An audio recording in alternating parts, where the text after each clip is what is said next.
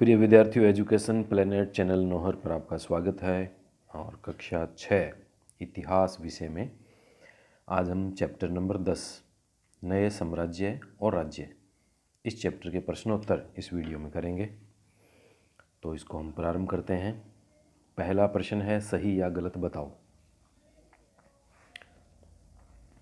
हरिसेन ने गौतमीपुत्र श्री सातकर्णी की प्रशंसा में प्रशस्ति लिखी।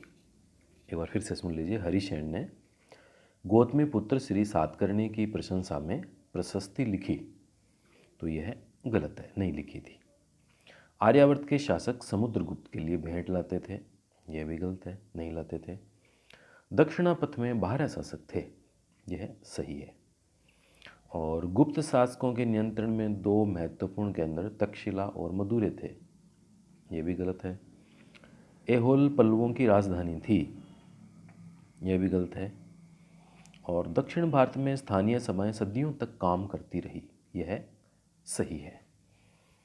तो पहले, दूसरा, 2 गलत है, तीसरा सही है, चौथा, 5वां गलत है और छठा सही है। नीचे लिखे भी पड़े हैं इसमें, यहाँ से भी आप देख सकते हैं। प्रश्न नंबर 2 है, ऐसे 3 लेखकों के नाम बताओ जिन्होंने हर्षवर्धन के बारे में लिखा।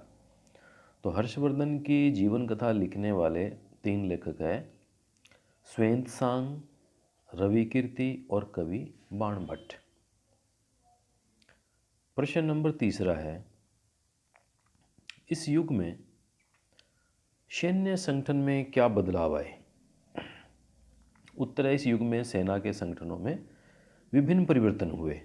पहला, कुछ राजा पुराने शासकों की तरह अपनी पुरानी सेना को ही रखने में विश्वास रखते थे जो संगठित होती थी, और इस संगठित सेना में हाथी, रथ, घुड़सवार और पैदल चलने वाले सिपाही थे।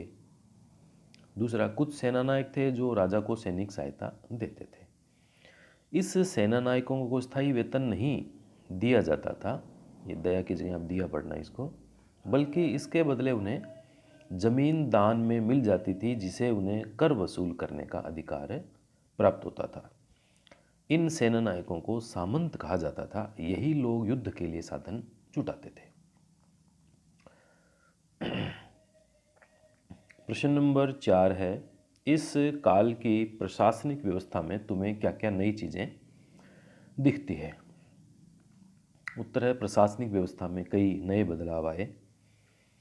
जैसे कुछ पदों को आनुवंशिक बना दिया, जैसे किसी के पिता की मृत्यु के बाद जो पद है उसका पद उसके बेटे को दिया जाने लगा, जिसमें कवि हरिसेन का उदाहरण प्रमुख है। या उकस की जगह या उसका आप पढ़ना।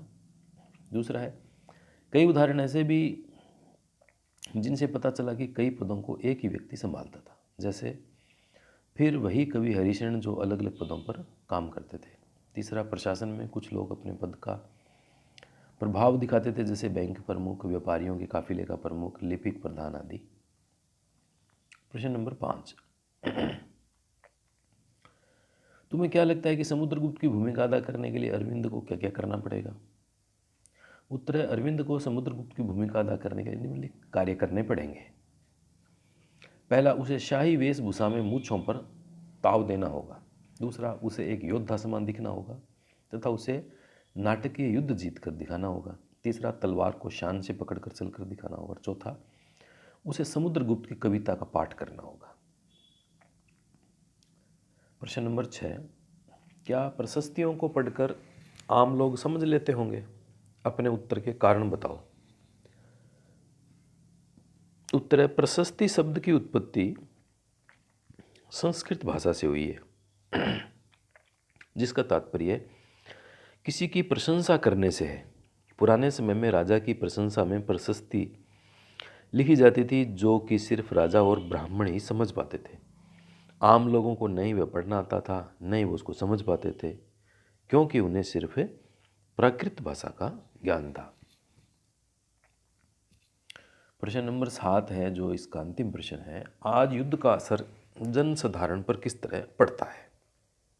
उत्तर, युद्ध 2 या उसके ज़्यादा देशों या प्रदेशों के बीच में होता है, जिसमें साधारण व्यक्तियों कोई अस्तित्व नहीं बचता।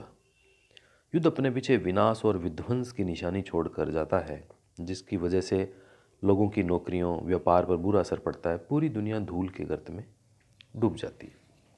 तो युद्ध का मतलब विनाश और विध्वंस है।